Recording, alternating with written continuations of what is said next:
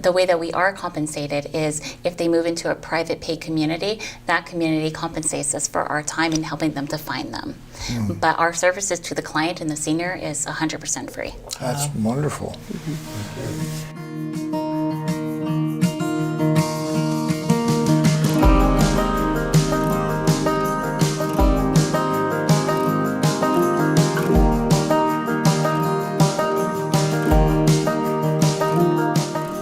Hi, I'm John. This is Merrily. I'm sitting here with Anita and Johnell. And Anita is the CEO of an organization called Neighborly Senior Placement. And Anita, I'm going to let you start by telling me a little bit about what it is and what they do. Sure, thank you. So I started Neighborly Senior Placement about 3 years ago, and it came out of a need to help people find different senior living options. So to start, I started in senior living as a waitress in a dining room at the age of 15. So I've acquired a lot of a wealth of knowledge of senior livings and how they operate. And I wanted to utilize my knowledge and my expertise, my connections, to be able to help people locally. This is a very tough time for a lot of people, and it's an overwhelming time. So my goal is to take as much off their plate to make it an easier process to find them the right senior living community for them. It's grown a lot in the past 3 years. It started with just myself helping seniors, and because of the need, and there's quite a need, we've grown significantly to having multiple people on our team, both here in the Bay Area and in Southern California.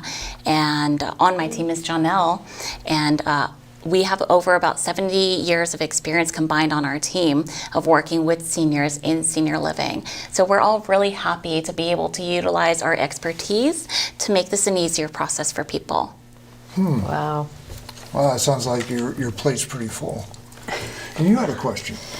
Well, I was just thinking, it is hard for a senior or for anyone sometimes, they're not versed on the computer.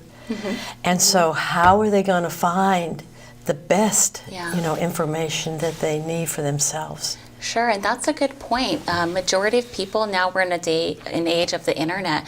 If you need anything, I think 80% of people hop online to find what your options are.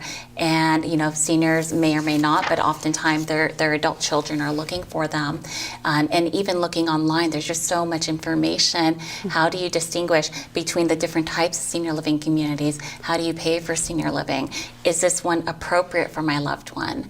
And so that came out of a need of being able to wanting to educate people, which is why we're here. And we're really happy to be here to send this message out to a larger audience before there's an emergency situation where they need to react and really be proactive. So we want to help people. This is our expertise. We do this every day. We help hundreds of people navigate the options of finding a caregiver, moving into a senior living community, and all of the different things that happen along the way. This is our expertise, and so we want to educate people so that they can make the best decision for themselves. Wow. I've seen different reports, and I think on your website, where the increase in seniors is still going up because of the baby boom population is reaching that age. Do you feel overwhelmed? And in that respect, do you get any help from government agencies, or do you accept that, or how does that work? Yeah, there's definitely an aging population, and I think we're all trying to prepare for it. There's a lot of senior living communities being built to accommodate those who are aging. I'm really happy about there's new incentive, or not incentive, there are new waiver programs that have come out in the past couple of years to be able to cover a gap of people who are not really financially supported in order to pay for senior living. So we're finding more resources allocated to the aging population, which I'm really excited about. That sounds great. Yeah, because obviously we're getting close to an age where we have to think about those situations. So in that respect, when you look at homes, when you go to homes, and you, both of you, we can answer this if you like, and you see the homes, they are regulated by the state? Is that what it is? Yes, they are. There's several different types of senior living communities, and there's an independent living community, which is an unlicensed senior apartment for the most part. Usually people go there, they're 55 plus, they may have some amenities, and they are paying for their rent and a couple of amenities, but they require no assistance. There's no care provided in that setting. Assisted living, which is the majority of where seniors go, especially now people are waiting a lot longer to move into senior living, especially after the pandemic. A lot of people didn't move in, and then now they're moving in at a later period in their life. And so they're moving in with these needs for care. And so for care, it's called an RCFE that's licensed by the state of California. You may have heard of assisted living, a memory care environment, or maybe you've heard of a care home or a boarding care. Those are all licensed by the state of California, and they all have regulations. You have to be licensed and abide by these regulations. That's a license that I hold, and many people on my team also hold that same license, and that is helpful for us to know the different regulations and how to further advocate for our clients, know what's appropriate, where we might be able to problem solve with them, but they are regulated. They have the basic amenities and services like having caregivers on staff 24 hours a day, having 3 meals a day and snacks, housekeeping, laundry, an activity program. So all of those basic services are things that are regulated by the state of California. And so when you deal with placing someone, there's two groups I assume that you have to deal with: the actual person you're placing and the family. Yes. How does that work? I mean, Sure. that dynamic between the two. Yeah. Most of our clients we're working with are the adult children. Maybe 20% of the clients that are looking for themselves, and it's great that they are, but a lot of people are putting off moving into a senior living community because of the pandemic, because of a lot of different reasons, and so they're waiting until they absolutely need help. And at that time, the family is usually involved because they have identified that there is a need and they need support for their family member. So often the people who introduce us to these families are healthcare professionals, doctors, case managers, social workers. They might be introduced by a financial planner. Financial planners are often one of the first people to see that maybe someone's having a decline in their memory because they're having trouble managing their finances. But usually from a professional is how they're introduced to us. At that point, a majority of our clients have a need. Not to say that we don't have people who don't, we certainly do, and those people are the planners that want to go for the social environment, and they're tired of keeping up their 4-bedroom house and being cleaning. alone and Exactly, and we certainly have a lot of those clients. But in terms of the majority of our clients that are waiting, by the time they are moving or working with us, we're working with their adult children. So our clients are not only the senior moving into the senior living community, but their adult children, because that's a really, really hard transition to go from being a child, and your parent, being over you and guiding you, to now you're having to make decisions for your parents, sometimes necessary things that maybe they may not agree with. There's a lot of guilt. There's a big part of our role is not only do we help find a place, but we're counseling people through this decision-making process. This is hard. This is hard. Yeah, I would imagine a senior would take you aside and go, "Hey, don't listen to my son. This is." I mean, does that? What do you do? How do you get the senior and their child on the same page? Because what's important to the adult child is not the same thing as a senior. And part of our conversation, I always ask, can you tell me what is important to you as an adult child? And then tell me what you think would be important to your mom or dad. Because I guarantee they're going to be different. It might be for the adult child. They often say, I just want a clean, safe place for my loved one. But mom or dad says, I want a pool. So I want to find something that fits everybody. But there are people who have money, right? And then there's going to be people who do not. Yeah. And, how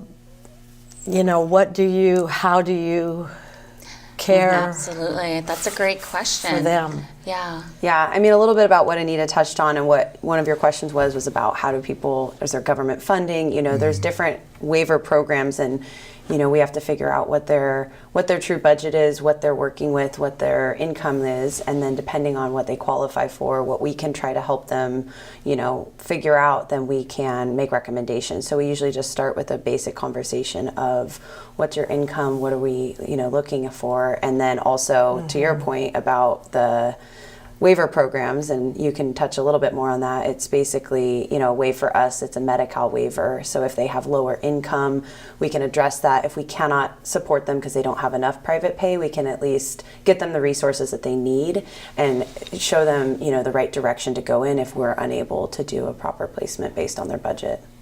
So that's can be constraining though for choices, right? Yes. Yeah. Yes, it is. Yeah. Yeah. Yeah. And we That's want to tough. do our best to educate people what their options are so that they can make an informed decision. There's usually a couple different options or different ways that people can go about doing things. And so we want to do that thorough conversation and learn as much about them as we possibly can, about their finances, about what care they may or may not need, or maybe their health conditions that may affect them now, or maybe it's going to affect them down the line, and be proactive about that. And then any social factors as well.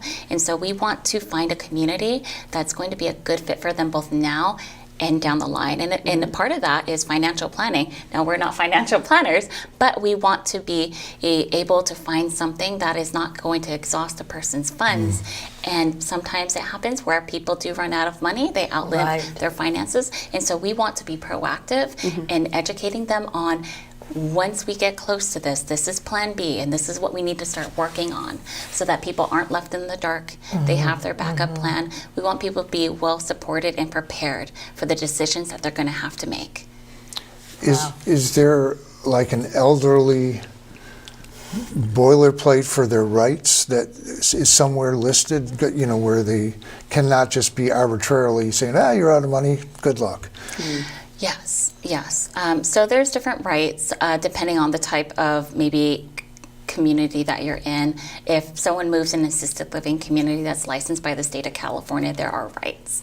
Rights of how they operate and what happens if you run out of money. Some, not many, do a financial application to make sure that you can pay for a certain number of years before accepting you in, although that's not the norm. Really a small percentage of do that. But these contracts are month to month. And so once this starts to become a financial issue, or maybe they're exhausting their funds, connecting with somebody to kind of set up a plan B. It must keep you hopping. Do you charge a fee for this, or do you do Fantastic question. it just for giving? Or Yeah, I think one of the best parts about what we do is we can do it at no fee to the families, and so we can give all the resources, knowledge, and time that we can to them, and they don't have to pay us a fee. We get to work with whatever community they decide to choose, and that community pays us a referral fee as. Oh, that's great. So. And that covers, do you get grants, or, I mean? We don't. There's pretty hard lines between the private pay senior living and then once insurance is a part of the equation. And so right now it's only private pay. So there are no grants that I certainly know of, or my colleagues. If there is, please let me know. But I don't think there is at the moment. But things are changing, and we're always looking to improve the lives of seniors. And I do wish that more people had this guidance and that there was support. But even with the Medi-Cal programs that they're really building out, they're doing a good job of providing a similar support system to us. When someone qualifies for their Medi-Cal programs, to pay for them to have a waiver in assisted living, they have some type of care coordination in there that has a similar function to us. So they are adding supports, which I'm really happy about. So you can work hand in hand with that, and that's great. Well, to some capacity. Yeah. Yeah. There are hard lines, but it's a lot of providing and getting people on the right track, and then handing them over to the appropriate professional for the waiver programs, as they have their own system in place to help those people who qualify.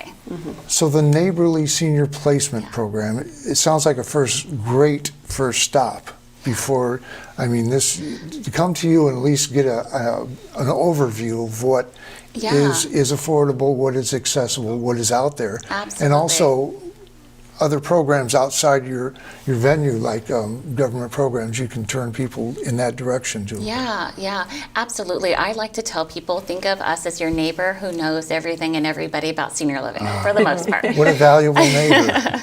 Yeah, and so I think absolutely having a conversation when you're not sure what to do. You know, do I do a caregiver in my home? Do I look at a community? There's a lot of things that people in this season of life are dealing with that we deal with on a daily basis. And even if we can't help you to find a senior living community, our goal is to really help people to get the resources that they need and to direct them. For each person that we worked with, it's like putting a puzzle together, because everybody's uniquely different health needs, different financial situation, different social profile, and so we want to put all of those things together. Sometimes people need to put in place a power of attorney, or they need to sell their home, or they might need their home modified. There's a million things that seniors need support with that we have connections with, and we want to put this plan together to make those introductions to help people. And so absolutely, I think the first call that people should make is to a senior living professional like us to really start being proactive about these things. These things take time. And so the sooner you get involved and start doing these things, the better set up you'd be. That makes Do sense. you mostly work in this area, or I mean, that's the you're following the laws of Marin County, or Yeah. So we have 8 people on our team in the Bay Area. So we serve the entire Bay Area. I am on the peninsula. Johnell is in Marin, and then we have other team members around the Bay Area. And the thought behind that is we know our local market. We know the communities in that market.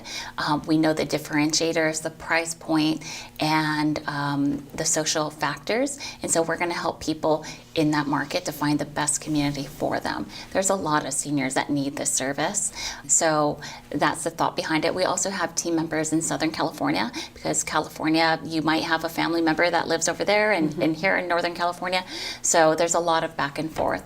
So we have quite the reach and support. Wow. Yeah, you mentioned earlier when we were talking the ability to look outside of the state, Yes. like you can say, well, Oregon might have a better situation for this. And that happens, and it's happening more and more recently, that a family member might have a daughter in San Francisco, but San Francisco is pretty costly for senior living. Maybe a son lives in Oregon, and they ask us, well, are things more affordable in Oregon? Can you help me find a suitable place in there to help me compare? And absolutely, we want to provide all of the options for them so that they can make the best decision for themselves. regardless. So one of the options I'm curious about is, do you ever come across where you tell the family, I think it's best if they stay within the family and don't look for senior living? I mean, is there situations where you go, you're okay, you can stay? You know, I don't know of many situations where I would present that as an option. Moving into a senior living community is not always the solution. Yeah. But by the time people find us, there's usually a need that's driving that that call for them to call. And so it's really hard for families to be a caregiver when you have your own life. You might be working, you have your own health that you need to take care of, you might have children, you have all the things on your plate, and then trying to be a full-time caregiver as well, it's very hard, very hard. I've been in senior living for 22 years, and I would not be fit to be a caregiver for my parents. Not that I don't know what to do, I certainly do. I know how to lift, I know all these things to do, but that is a hard job for someone to do that for their loved one 24/7, and that would also change the dynamic between me and my parent. I would then be telling my mother what to do and to take her pills, and that would create some tension between us potentially, and it does in a lot of families. And so I know that people have a good heart, and they often, you know, they say, well, I know my mom or dad want to stay home, and I get that because 80% of people do want to stay home, and I get that, I respect that, but sometimes it gets to a point when you can't, and the family members sometimes have to make a really hard decision, and sometimes they feel a sense of guilt, but you know, we're here to educate. Well, this is what it looks like to stay at home. If you stay at home, this is the support that you will need. This is how much it's going to cost. These are additional things that you will need to do to make sure there's no gaps in your mom or dad's care. If you want to stay home, fine. We want to make sure it's safe and that you're set up to do that and you have all the resources. But we're also going to give the information of what a senior living community looks like and how that compares, because we can't make decisions for anybody, but we want to use our knowledge to give them the information so that they can make their best decision. Yeah, show them all the options and let them pick it. So if I had a senior parent, I would come to you and I would explain what it is, and you would have the ability to say, well, you know, this is what you can do, and this is what you're facing if you don't. Yeah. That's invaluable. Yeah. That would be great. Yeah. There was a situation, we can discuss this or not, about your own personal experience with senior living with your grandmother. Yeah, thank you. Yes, I have helped 4 of my family members move into a senior living community. In fact, my grandmother is currently living in the first senior living community that I started at when I was 15, when I was a waitress in the dining room, and she lives there today. And a lot of the same team members that were there when I was 15 are still there, and so it very much feels like home. So I really like that.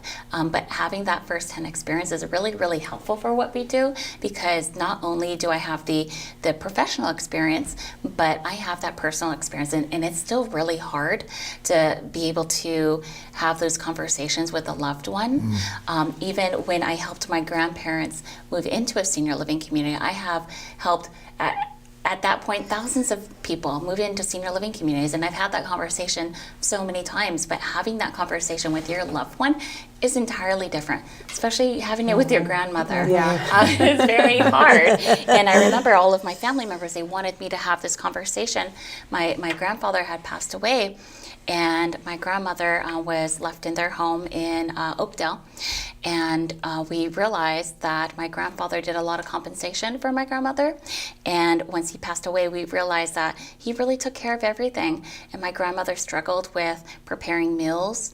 There was things that were old in her refrigerator and that she was reheating, cleaning, taking her medication. She started missing a lot of her medications.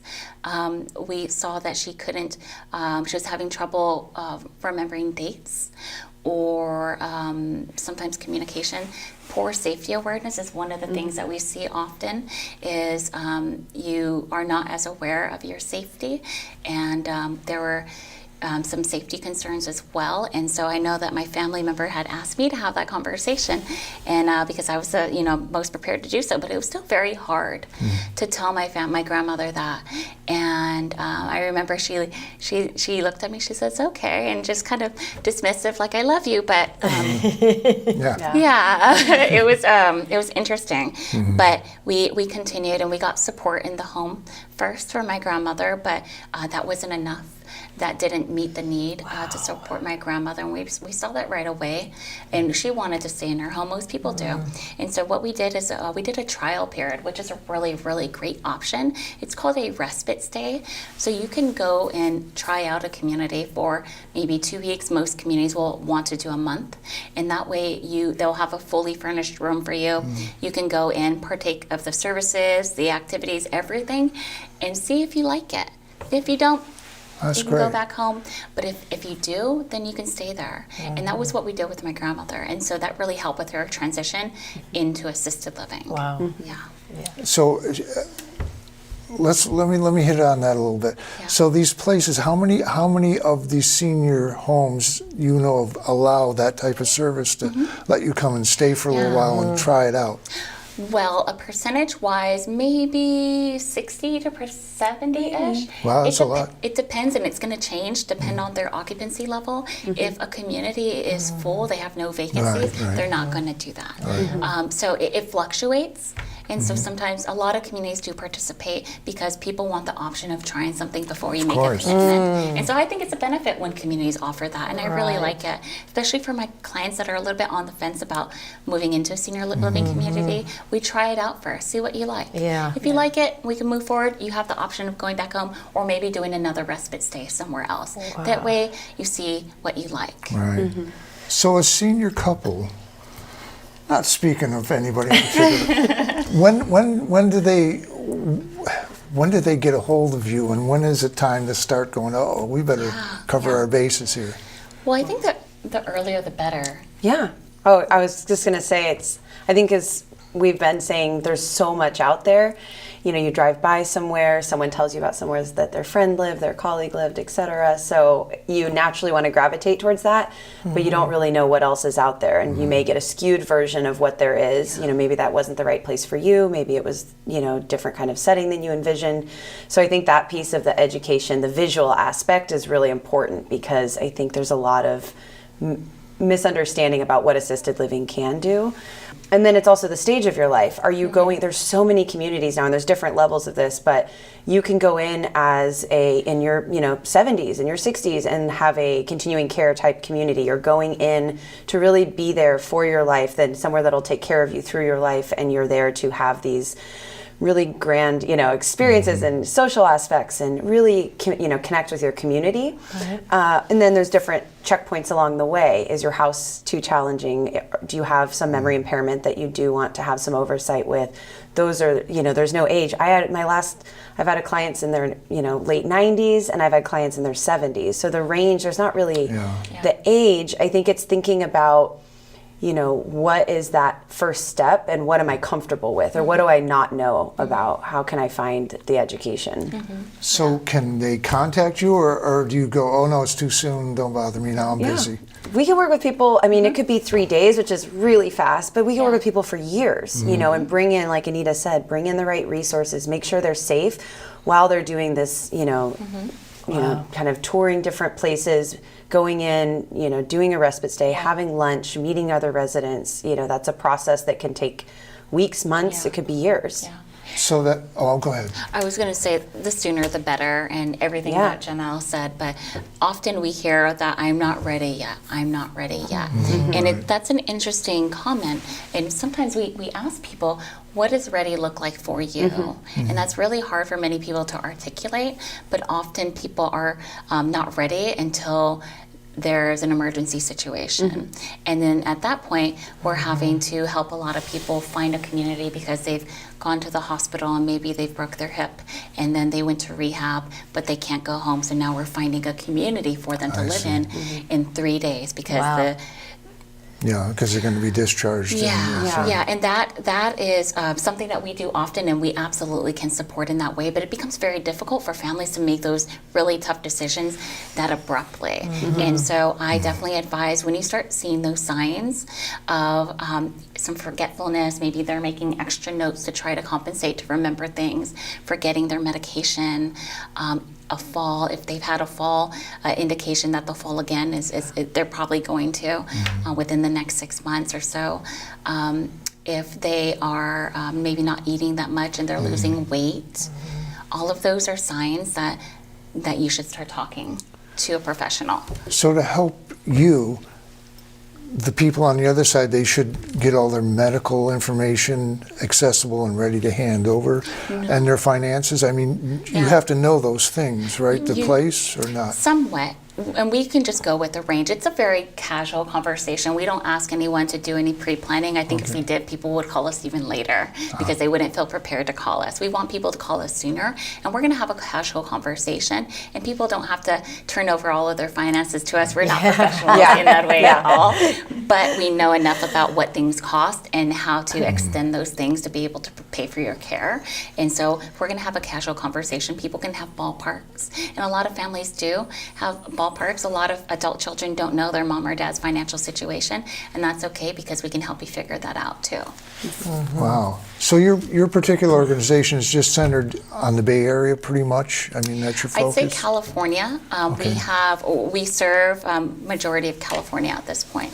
Yeah, we have 8 people locally in the Bay Area, and then we have a couple people in Southern California, and so we're able to support anywhere in California. Wow. We do like to keep it local because when we are local, we can really provide the concierge service that really sets Sure. us apart. And when we recommend communities for our clients, we meet them there to introduce them to the team there, and we that's nice. go around and we look at the community with them. We typically maybe tour 3 communities with them, and then we have a talk afterward. What did you like about the community? Maybe what didn't you like? Do you see your loved one being here? Are these good options? Do we need to pivot? We help them with getting the paperwork from their physician, setting up movers, because most of our clients can't move themselves, and their adult children are not able to either. So we want to take as much off their plate, ordering maybe medical equipment for them, all of these different resources, putting this together. So we really provide a local concierge service in addition to finding a place. And so locally, we're able to help people a lot more. You're making them feel comfortable, because the Yeah. change Yeah. is hard. And also, I can say for myself, when you get older, you get kind of stuck. You get stuck in your ways. I mean, you're not going to change, possibly. Yeah. Yeah. And that's an important part. We don't want you to change. Yeah. We want to find a community that Yeah. fits you and that will accommodate you. And that's important. And that's something that we're looking for. How often, or what's it like working with the establishments where you're going to place these people? Do you have good communication with them? Fantastic.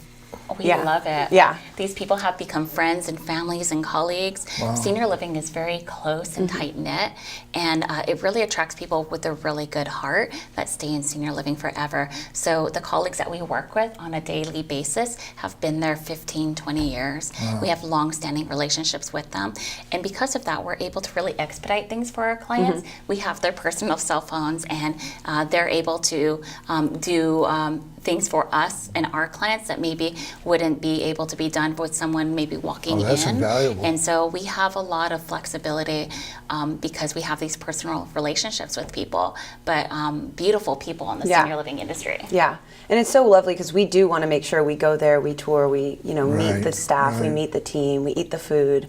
We want to understand that, and we want to invite our clients or future residents with us to do that as well.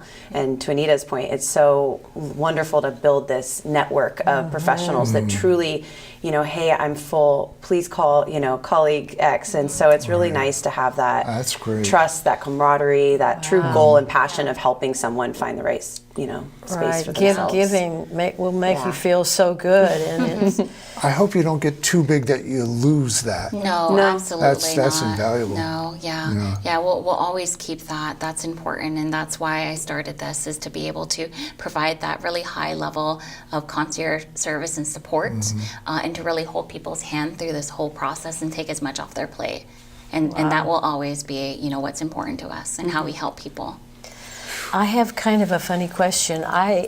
Because of this, I started talking to my friends and, my relatives and Yeah. things like that. And I have a girlfriend who's been in an apartment for a long, long time in LA. And they kind of want her out because they can make more money, of course. She's been there a long time. But she wants to put in those stairs, right? The lift. The lift, Yeah. the lift. Yeah. Yeah. Can she? It's rented. It's a rented place. Yeah. Yeah, I'm not sure. It probably would depend on the place. I don't see why not, because they should be able to accommodate the ADA requirements. But it would probably be something that she'd have to have a conversation with them regarding. With the landlord. Well, yeah. Now we're coming up on the last 5 minutes. So let me ask you, is there anything that I haven't asked or Merrily hasn't asked that you want to Did you want to say? clarify or put out there? I know I'm putting you on the spot here. Oh, I know. Yeah. I know. Of course I know. We were talking about the Habitat for Humanity. Oh, yeah. Oh, Habitat for Humanity. Yeah. We go there a lot in Santa Rosa or wherever it is. Yeah. And that is an organization that should stay, very honest, in a world of computers and everything. And people should contribute, so that they can build, these things that the seniors need in their homes. yeah. Yeah. Yeah, they do a lot Well, of and that I think work. we've talked a little bit about what it comes back to the time, right? Because I think what we're talking about is, do they have upgraded windows? Is there insulation in the home? Is it just, is it safe for them to be there from a physical aspect in terms of safety? I think the question still comes back to when is the right time and what is the right setting. I have a background in-home care, so I've worked as a care provider. I've worked in-home in managing care teams. I've also been a senior living consultant, so I'm very well versed in having the conversation of how do we make this decision. And I think one of the biggest things that comes down to it is in-home care is wonderful while you're exploring these options. It may be wonderful for your whole life, but there's so many variables in care needs and social isolation and things that you can't expect and that will eventually probably need to be discussed and sorted out in the long run. So what the Habitat for Humanity is doing is so wonderful in making it safe for now. And then the next step is this trajectory manageable and doable for the foreseeable lifetime of this person? Maybe, and that's wonderful, but maybe not. And I think that's where, professionals like us come in to at least give them those options to be educated and understand what's out there. Well, Wow.